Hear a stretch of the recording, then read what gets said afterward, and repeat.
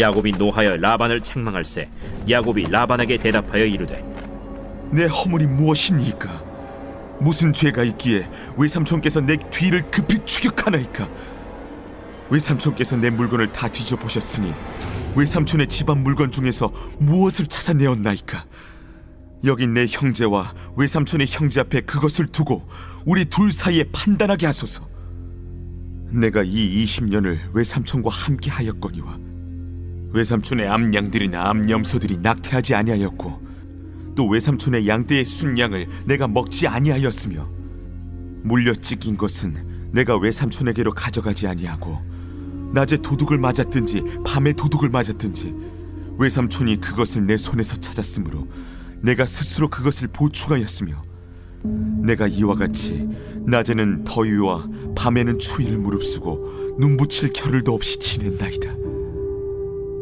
내가 외삼촌의 집에 있는 이 20년 동안 외삼촌의 두 딸을 위하여 14년, 외삼촌의 양떼를 위하여 6년을 외삼촌에게 봉사하였거니와 외삼촌께서 내 품삯을 10번이나 바꾸셨으며 우리 아버지의 하나님 아브라함의 하나님 곧 이삭이 경외하는 이가 나와 함께 계시지 아니하셨더라면 외삼촌께서 이제 나를 빈손으로 돌려보내셨으리이다마는 하나님이 내 고난과 내 손의 수고를 보시고 어젯밤에 외삼촌을 책망하셨나이다.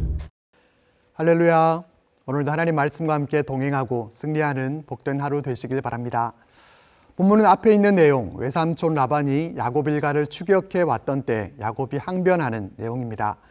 앞에서 외삼촌 라반이 그의 형제들을 거느리고 야곱 일가를 7일 길을 쫓아갔다고 했죠. 7일 길이라는 말에는 얼마나 끈질기게 추격을 했고 반드시 붙잡아야만 한다는 의지가 들어가 있는 것인지 모릅니다.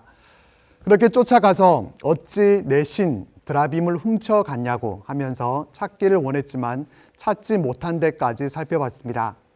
이에 야곱이 항변을 하게 되는데 36절 말씀을 보겠습니다. 36절은 야곱이 노하여 라반을 책망할세 이렇게 시작이 됩니다. 지금 야곱의 감정은 어떻습니까? 화가 나 있습니다. 왜죠? 자신에게는 아무 잘못이 없다는 것이 증명되었기 때문입니다.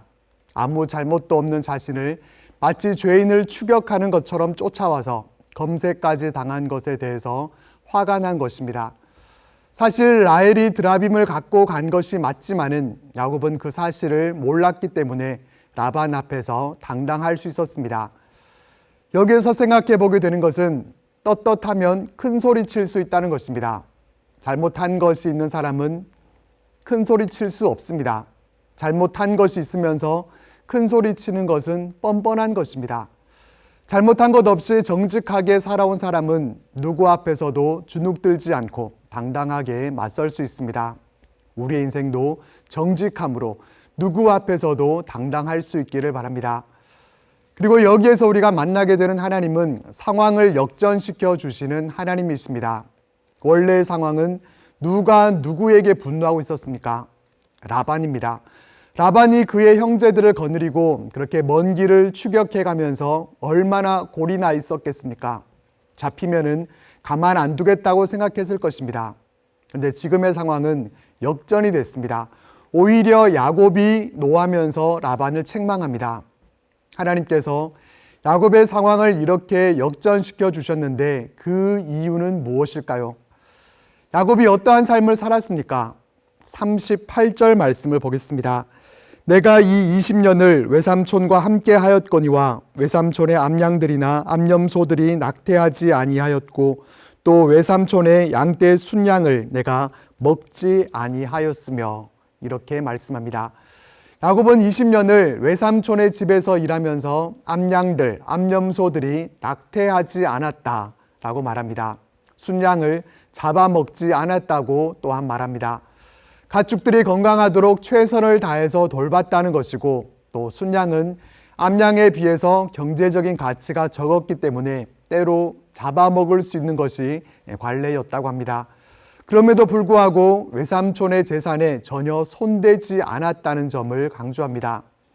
39절 말씀에서는 물려 찢긴 가축이나 또 도둑을 맞았든지 한 것은 다 자신의 것으로 보충했다라고 말합니다. 넓은 들판에서 방목하다 보면은 어쩔 수 없이 맹수들의 습격을 받고 또 자연적인 손실이 생길 수 있습니다. 그런 경우는 물어주지 않아도 될 것 같은데 그런 것까지도 다 야곱이 물어내었다는 것입니다. 그러니까 라반은 그런 상황에서도 다 야곱에게 배상을 청구했다라는 것을 알 수 있습니다. 남도 아니고 조카인데 얼마나 야박하게 했는지 모릅니다. 여기서는 가축을 돌보는 일에 최선을 다했던 야곱의 모습과 또 자연적인 손실까지도 다 보상을 청구했던 라반의 모습이 서로 대조를 이루는 것을 볼 수가 있습니다. 40절 말씀도 보겠습니다. 내가 이와 같이 낮에는 더위와 밤에는 추위를 무릅쓰고 눈붙일 겨를도 없이 지냈나이다. 낮에는 폭염, 밤에는 혹한 속에서 밤이라고 해서 편안하게 실컷 자는 것도 아니고 가축들을 돌보느라 숱한 고생의 나날들을 보냈다는 것입니다. 야곱은 지난 20년간 어떤 삶을 살았다고 고백하고 있습니까? 우리는 그의 고백을 통해서 그의 삶이 어떠했는지를 알 수 있습니까? 성실하게 살았다는 것입니다. 속이는 자였던 야곱이 외삼촌을 속이지 않고 성실하게 살았습니다. 야곱이 사꾼 목자였다면 그냥 적당히 가축들을 돌보면서 때로는 순양도 잡아먹고 짐승들이 해친 가축에 대해서는 어쩔 수 없는 일이었다고 변명하면서 적당히 눈속임하면서 살았겠지만 그렇게 하지 않았다는 것입니다. 앞에서 말씀드린 것처럼 하나님께서 야곱의 상황을 역전시켜 주셨던 것은 그가 이와 같은 삶을 살았다는 것이 하나의 이유가 됩니다.